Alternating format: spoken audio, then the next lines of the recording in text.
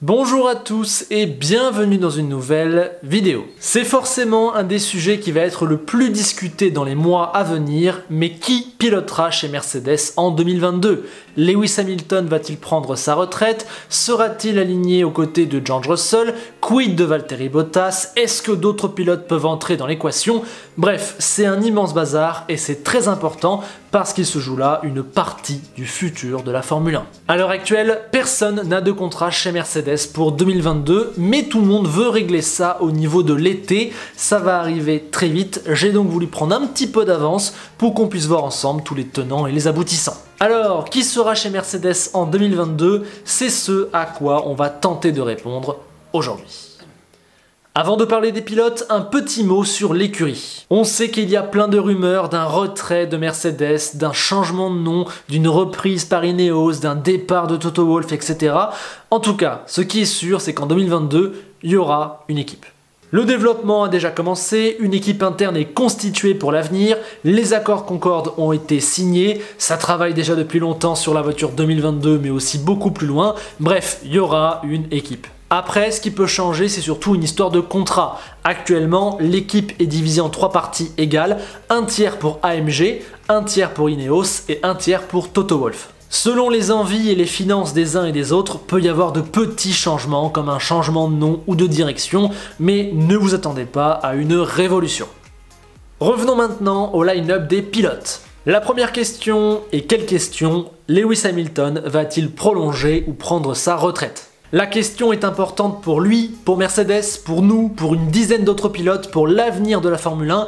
Bref, c'est potentiellement un tournant dans l'histoire de notre sport. C'est Lewis lui-même qui décidera de son avenir et personne d'autre. La décision se fera sur sa propre volonté et sur la qualité des accords qu'il pourrait négocier. S'il veut rester, il restera. S'il veut partir, il partira. Pour moi, c'est aussi simple que ça. Mercedes, elle, souhaite qu'il continue. Il rapporte trop au niveau de l'image, du marketing, des produits dérivés, mais aussi et surtout au niveau sportif. Ne pas renouveler et s'en aller sur un 8e titre avec 100 pôles et 100 victoires, ce serait un timing parfait, la fin en apothéose au sommet. Hamilton resterait dans l'histoire comme le champion des champions, parti après avoir lessivé la discipline et n'ayant plus rien à prouver. On est tous d'accord, partir fin 2021 aurait beaucoup de sens, mais attention, il y a également de très bonnes raisons pour rester. La passion, la folie des grandeurs, l'envie de toujours prouver, la soif de vaincre du champion, l'appel d'une nouvelle réglementation, l'envie de se battre face à de nouveaux coéquipiers, face à une nouvelle génération, l'envie d'être toujours plus grand, bref, il y a plein de bonnes raisons qui pourraient faire rester Lewis. Jusqu'à très récemment, j'étais super indécis, je ne savais pas quoi penser de cette situation. Mais depuis peu, des rumeurs et des petites déclarations vont clairement dans le sens d'une prolongation. Après Imola, Hamilton a participé à des tests pour les pneus Pirelli de l'an prochain et il a lâché une petite phrase passée inaperçue et qui disait que ce genre de test lui donnait envie de rester sur du long terme. Ajoutez à ça le fait que Lewis avait réellement envie de prolonger pour plusieurs années lors de son dernier accord de contrat et le fait que la BBC annonce qu'il voudrait un contrat de 2 ans et vous obtenez un sentiment personnel qui penche clairement plus vers la prolongation. À mon sens, Lewis va rempiler pour 2 ans de plus et ça va être annoncé dans le courant de l'été. Voilà, c'est mon avis, je peux me tromper, donnez le vôtre dans les commentaires. Ça, c'est pour Lewis. Il sera, quoi qu'il arrive, le premier domino de Mercedes. Après sa décision, toutes les autres choses vont s'enchaîner. Imaginons qu'il reste. Qui va-t-on mettre à côté de lui? Il y a un choix qui serait logique, c'est Valtteri Bottas. Le garder aurait énormément de sens, principalement car avec ce duo ça marche parfaitement. On l'a déjà expliqué, mais le Finlandais est le choix parfait pour accompagner Lewis. Son niveau est très bien calculé pour qu'il puisse jouer les pôles et les podiums et assurer le titre constructeur à Mercedes sans jamais embêter son équipier. Conserver Valtteri, c'est assurer la très grande stabilité de l'écurie, se mettre dans le confort interne juste avant une nouvelle réglementation et conserver une méthode qui marche super bien depuis des années. Mais attention car récemment et de plus en plus, il se montre en difficulté. Les critiques et les contre-performances s'accumulent et il semble vraiment sur une pente descendante sur pas mal de plans. Cette année, la lutte s'annonce plus serrée avec Red Bull qui est vraiment beaucoup plus proche. Si jamais Valtteri ne fait pas le boulot et met en danger le titre constructeur de l'écurie, ce sera sa place pour l'an prochain qui sera en danger. Il y a aussi une autre très bonne raison de se séparer de Valtteri Bottas et elle s'appelle George Russell.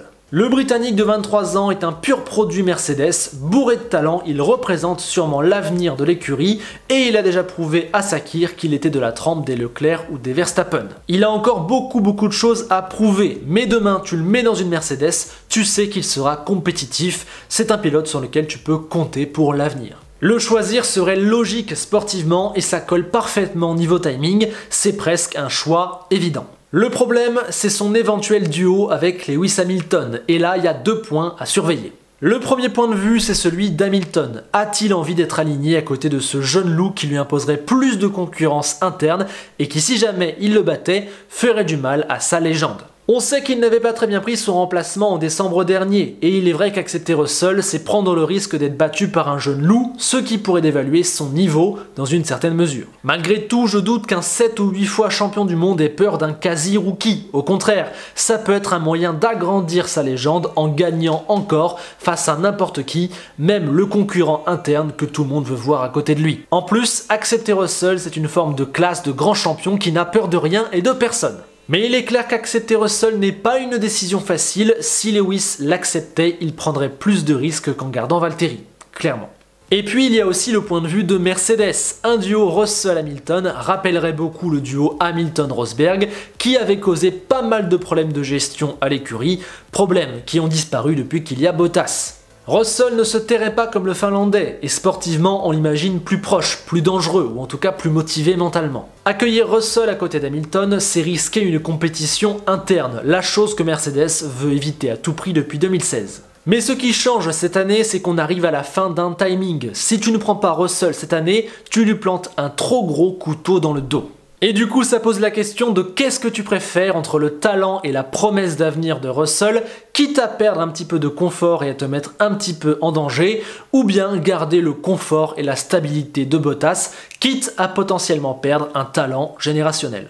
C'est tout le dilemme et franchement, trancher ne sera pas facile, il y a de bons arguments dans les deux camps, et en plus, on imagine que l'avis d'Hamilton va rentrer en ligne de compte. Vous l'aurez compris, dans le cas de figure où Hamilton prolonge son contrat, je pense qu'à côté de lui, la place se joue dans un dilemme entre Russell et Bottas. Étant donné que je ne crois pas à un duo Verstappen-Hamilton, je ne vois pas vraiment d'autres candidats pour cette place. Pour moi, si Hamilton reste, c'est Hamilton-Bottas ou Hamilton-Russell. Prenons maintenant le cas inverse et imaginons que Lewis parte à la retraite. Bon, déjà ce serait un tremblement de terre absolument incroyable, mais en plus ça annoncerait un mercato de fou, notamment pour Mercedes qui aurait désormais 2 sièges à combler.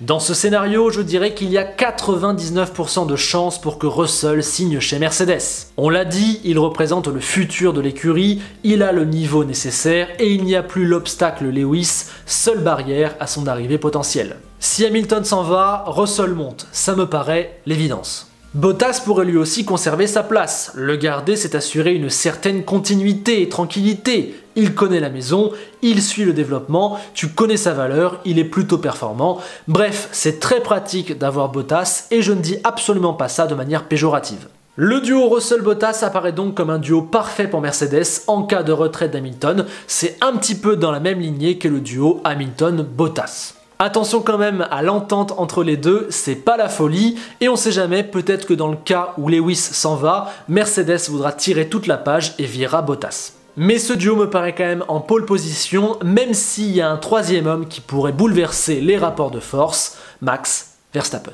Le néerlandais a des liens avec Mercedes depuis un moment. Il pourrait tuer pour avoir la meilleure voiture, il est sûrement le plus fort de la grille si tu enlèves Lewis, et on sait qu'il y a toujours des histoires de clauses de performance avec Red Bull. Personnellement, je pense que si Verstappen n'est pas champion cette année avec Red Bull, il cherchera à rejoindre Mercedes l'an prochain, en tout cas il y aura des contacts entre les deux parties. Alors dans le cas de figure où Hamilton prolonge son contrat, j'avoue ne pas trop croire à une arrivée de Verstappen chez Red Bull. Pour moi le duo n'a pas trop de sens. Bref, j'y crois pas trop, mais dans le cas de figure où Hamilton part à la retraite, alors là ça va être complètement la folie. Si jamais Hamilton s'en va et que Verstappen toque à la porte, se pose une nouvelle question, peut-on aligner un duo Russell-Verstappen ? Ça ressemble beaucoup à la question qu'on a sur un éventuel duo Hamilton-Russell, voire peut-être même en pire, parce que là c'est encore plus grave. Et dans le cas de figure où tu ne peux pas aligner les deux ensemble, où tu ne veux pas aligner les deux ensemble, il faut que tu te demandes qui tu préfères entre Russell et Verstappen, et avouer que la question, elle n'est pas vite répondue. Max, c'est l'assurance d'avoir un des 3 meilleurs pilotes des 10 prochaines années et de gagner directement. Le refuser serait presque un crime. Mais George, c'est ton poulain et il offre quasiment les mêmes promesses, même s'il doit encore un petit peu confirmer. Ne pas le prendre serait lui mettre un immense couteau dans le dos et se priver de son propre bijou. Bref, c'est vraiment très compliqué. Dans le cas de figure où Hamilton part, je pense que la question Verstappen va créer un gros merdier chez Mercedes. Vous l'avez compris, en cas de départ d'Hamilton, Russell, Bottas et Verstappen sont les 3 candidats principaux. Faites votre duo dans ce trio. Malgré tout, une éventuelle impossibilité d'un duo Verstappen-Russell et l'éventuelle envie de se séparer de Bottas oblige à chercher d'autres solutions. Si jamais il faut combler un siège, je pense qu'Esteban Ocon serait une excellente solution et serait un des premiers noms sur la table. Il ne fait plus partie de l'académie Mercedes, mais sa carrière est toujours gérée par Toto Wolff et il a passé une année complète en tant que 3e pilote de l'écurie. Forcément, les liens sont évidents. Esteban arrive en plus à un super moment de sa carrière, celui où il a accumulé beaucoup d'expérience et où il arrive dans son prime. En cas de très bonne saison chez Alpine, ce qui commence à être le cas, on peut clairement imaginer qu'il sera sur la liste, surtout qu'un éventuel duo avec Russell, avec Bottas ou avec Verstappen serait très performant sur le papier. Alors, pour qu'on en arrive là, je pense qu'il faut qu'il se passe pas mal de choses, mais quand même, Esteban est une alternative crédible. Je pense que c'est le 4e ou 5e nom sur la liste. On peut aussi penser à Pierre Gasly, peut-être la meilleure option sur le marché dans le cas de figure où Verstappen ou Russell ne sont pas choisis. Même s'il a un gros caractère et que son échec chez Red Bull ne rassure pas, il aurait envie, il est en fin de contrat et il cherchera sûrement des options ailleurs. C'est une bonne valeur sûre, bref, ça colle. Mais bon, j'y crois vraiment pas trop à l'heure actuelle. Pour que ça arrive, il faut que beaucoup de dominos explosent avant lui. Norris pourrait être un bon choix, mais il est extrêmement bien installé chez McLaren et j'ai du mal à le voir quitter ce cocon-là avant 2022. Mais si jamais les deux parties ont envie, ça pourrait être tentant, mais au niveau du timing, de l'image et de la concurrence, je trouve que ça colle pas trop. On pourrait aussi penser à Van Dorn ou De Vries, les pilotes réserves, mais je ne vois pas dans quel monde ils pourraient devenir pilotes titulaires. Quand on voit que même pour un remplacement, on ne les appelle pas, ça craint. Sur le reste de la grille, qui pourrait-on avoir? Ricardo vient de signer avec McLaren pour le long terme, c'est pas forcément la meilleure option. Vettel, j'y crois pas. Stroll, ça me paraît assez irréaliste. Bref, j'ai beau faire le tour, pour moi je ne vois plus d'autres noms sur la grille. Pour résumer, je pense que le line-up Mercedes 2022 se joue principalement entre 3 hommes, Hamilton, Russell et Bottas. Hamilton fera tomber le premier domino. S'il reste, la question c'est de savoir si son duo avec Russell est envisageable ou non. Si c'est oui, Hamilton-Russell, si c'est non, Hamilton-Bottas. En revanche, si Hamilton part, le champ des possibles s'élargit. Russell-Bottas paraît un choix évident, mais Max Verstappen taperait à la porte, ce qui poserait de nombreux dilemmes. Je pense que le seul scénario pour que quelqu'un d'autre arrive dans l'écurie, c'est le cas où Hamilton part à la retraite, où Bottas est viré, et où le duo Russell-Verstappen n'est pas possible. Du coup, tu dois compléter une place à côté soit de Russell, soit de Verstappen. Et du coup là on retrouve Ocon et Gasly principalement à mon sens, mais on pourrait avoir des surprises car si on en arrive là, c'est que c'est complètement dingue. À partir de là, je vous invite à former vos duos. Pour moi, les 3 plus probables sont Hamilton-Bottas, Hamilton-Russell et Bottas-Russell.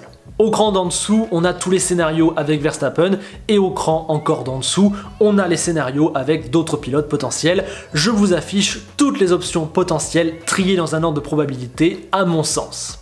Et maintenant, si je dois trancher, je dirais que le duo Mercedes 2022 sera Hamilton-Russell. D'abord, je pense que Lewis va prolonger, j'en étais clairement pas certain, mais de plus en plus, je pense que c'est le scénario qui est en train de se mettre en place. Concernant Russell, je sais que son arrivée pose plein de questions et de problèmes, on l'a évoqué longuement dans la vidéo, mais je pense que cette année, Mercedes va le faire. Premièrement, je me dis que si Hamilton reste dans la nouvelle réglementation, c'est qu'il est prêt à prendre des risques, à remettre une petite partie de sa carrière en jeu, à se mettre au défi, et donc dans cette optique-là, accepter Russell, ça se comprend. Et puis ça la foutrait un petit peu mal que Russell ne monte pas, ça voudrait clairement dire qu'Hamilton n'en veut pas, et ça ferait un petit peu de mal à son image. Donc Lewis a plutôt intérêt à prendre Russell avec lui, même si quelque part ça lui fait prendre des risques, c'est des risques qui peuvent être très payants pour lui. Et puis surtout, je pense que c'est l'écurie qui ne va pas avoir le choix, car ne pas faire monter Russell en 2022 serait un choix difficile à prendre et à assumer. D'un point de vue sportif et médiatique, je pense que ce serait une position trop dure à tenir. Si tu ne prends pas Russell cette année, j'ai un peu envie de te demander à quoi ça sert de l'avoir dans ton académie. Tu prends le risque de le perdre, même si bon, le pauvre risquerait de faire une 4e année chez Williams. Tu prends le risque de te fâcher avec lui, tu perds ta cohérence sur le moyen long terme. Bref, je pense vraiment que Mercedes a plus intérêt à prendre Russell qu'à le refuser. Pour toutes ces raisons, je me dis que Mercedes peut préférer Russell à Bottas à côté de Lewis, même si le Finlandais, on l'a dit, représente le confort, la stabilité et la facilité. En plus, j'ai l'impression que Valtteri arrive un peu à la fin de son histoire, j'ai l'impression que c'est le bon moment pour ce duo Hamilton-Russell. A voir, je peux me tromper, c'est très dur à pronostiquer. Voilà, je me suis mouillé, j'ai donné mon avis, j'attends maintenant le vôtre. Comme on l'a dit et répété, ce mercato va être primordial pour l'avenir de l'écurie, des pilotes et de la Formule 1, alors je voulais m'y prendre un petit peu à l'avance pour avoir en tête toutes les options, toutes les possibilités. J'espère avoir été suffisamment complet et explicatif sur tous les points, n'hésitez pas dans les commentaires à donner vos avis, à poser vos questions, je débattrai avec un immense plaisir.